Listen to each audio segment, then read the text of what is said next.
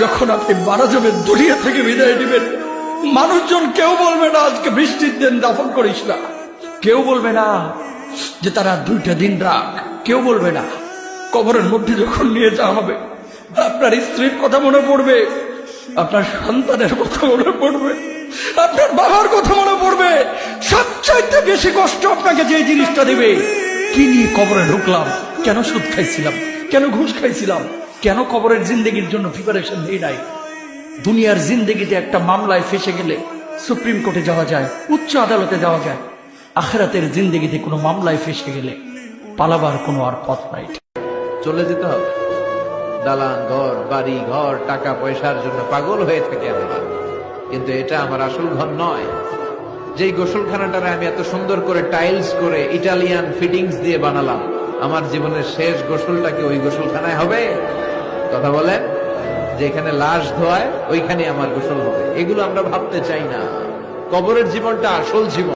কবর জগতে কোনো রং নাই, কবর জগতে কোনো স্বাদ নাই, কবর জগতে কিচ্ছু নাই, মাটি আর মাটি।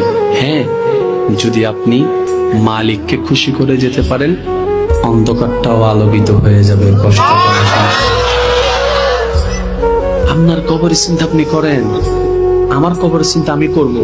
আপনি আমাকে বেশি থেকে বেশি উৎসাহ দিতে পারবেন, ভাইয়া কবরটা সাজাইলা, সারা জীবন শান্তিতে থাকতে পারবেন। এটা হচ্ছে মুসলমানের নিয়ম। বলেন, কবর প্রতিদিন ডাক দিয়ে বলে আনা বাইতুদ দুধ। প্রত্যেকের কবর প্রত্যেককে ডেকে বলে, ও আল্লাহর বান্দা, জানো আমি পোকামাকড়ের ঘর, পোকামাকড়ের ঘর।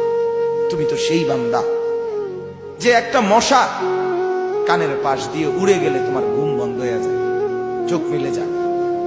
একটা মশার গুনগুন আওয়াজ সহ্য করতে পারো না। একবার কয়েল, একবার অ্যারোসল, একবার মশারি, এরপরেও তুমি চাও যে একটা মশাও যেন আমার কানের কাছে গুনগুন না করে। তো 5 ঘন্টার ঘুমের জন্য, 6 ঘন্টার ঘুমের জন্য বান্দা এই যত্ন নিলা, অনন্তকাল কিংবা বছরের পর বছর কবরের যে ঘুম দিবা, পড়ে থাকবা সেই ঘরে, পোকা মাকড়ের ঘর, সেই ঘরে তুমি ঘুমাইবা কেমনে, থাকবা?